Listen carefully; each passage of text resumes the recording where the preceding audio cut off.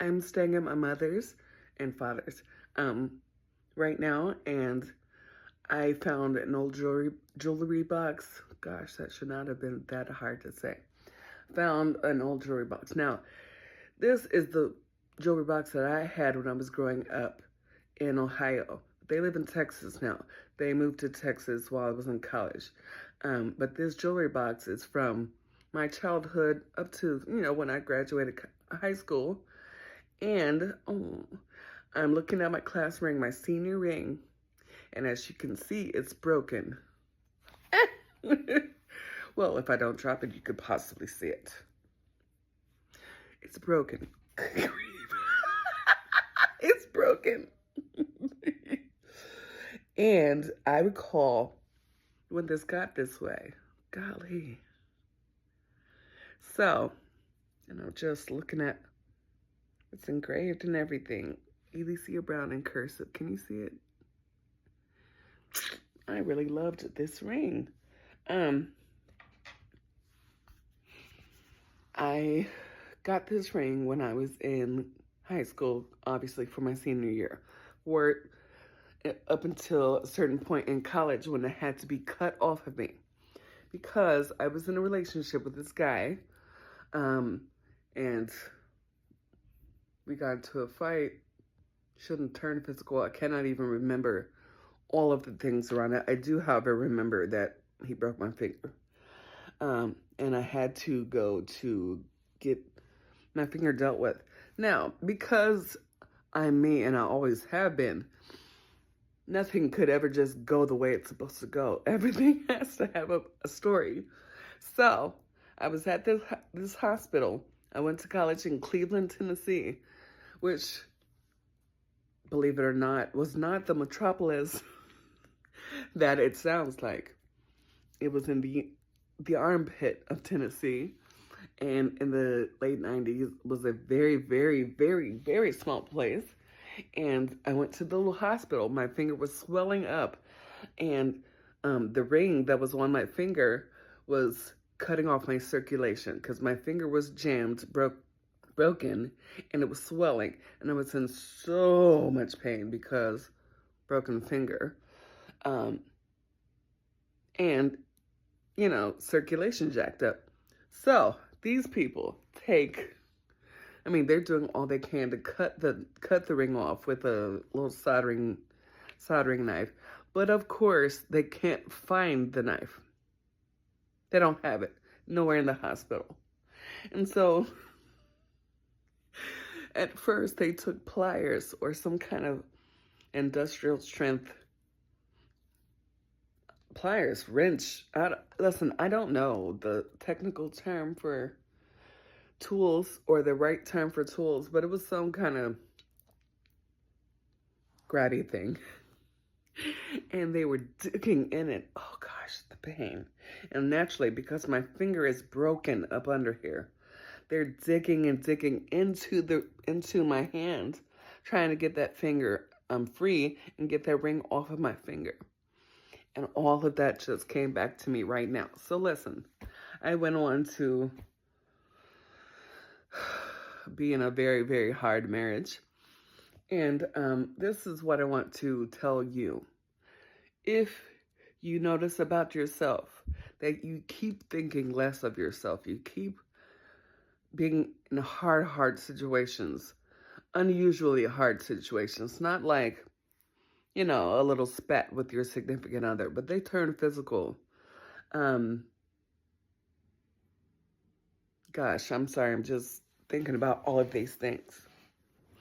What I tell my friends and other people that now come to me for counseling or prayer is if you cannot believe, well, if you have harsh things to say about yourself, I could have found a million reasons at that time and years later why I deserved the type of treatment that I was getting. Because I had horrible self-esteem and I believed the lies of the enemy about myself. But if you keep finding yourself in situations where you're being treated unfairly and unjustly and harshly and It may even get physical, but it doesn't have to. It could just stop at the emotional and mental state, and that's bad enough. It really is bad enough. But if you find yourself in a place where you're going, why do I keep finding myself here? Like, why does this stuff keep happening to me? What I told my friends before was that you have to believe what God says about you. Because what you're telling yourself about yourself is a little faulty. But you probably don't know that at the time. However, or maybe you do. I was the queen of self-hatred. I talked about myself horribly. And honestly, that's I've had to like attack that several times in my life. Like, why are you talking about yourself like this? Why do you say this about yourself? So it's a lifelong battle. It has been a lifelong battle. But God's words about you and God's thoughts about you never change, and they're never horrible. They're never negative. Ever. Ever. He never, ever has anything horrible to say about you. Not once. Not ever. So, if you cannot believe yourself, or if you find a pattern within yourself that, you keep getting into relationships where you're being harmed in some way, even if it's just emotionally, believe who God says you are. You know what I'm saying? I could go so much further into that, like in depth about that and into the subject matter. But I think that's all I want to say right now. I honestly am a little bit shaken after seeing that ring because I remember that place and I remember how badly I felt being in that hospital. I had to walk to the hospital, being in that hospital all by myself and leaving with a broken finger because of a relationship that I had allowed myself, that I subjected myself into staying, into, just dealing with. I believe, and my memory is a little bit jacked up now post-stroke, but I believe that was the wake-up call that I needed, that I left that relationship shortly after, but I can't be for certain, but I'm pretty sure I was done at the point of broken appendages, But it doesn't take all of that. But let my broken ring be a lesson to you, or speak to you today. Look at this bad boy. You can see they had to get in here and prod it off my hand. I was so proud of this ring. Look, it had Elicia on it. It had all these things that I loved about, just life, music, and Africa, and what else is on here? Oh, fine arts and stuff. And the year that I graduated, 98, stand up. And to find myself in a situation where I was having to get it cut off, and knowing even if I could get it repaired, I probably wouldn't want to because of the memories that it triggered. I had to ultimately trust what God was saying about me. I was failing myself. I was failing myself miserably.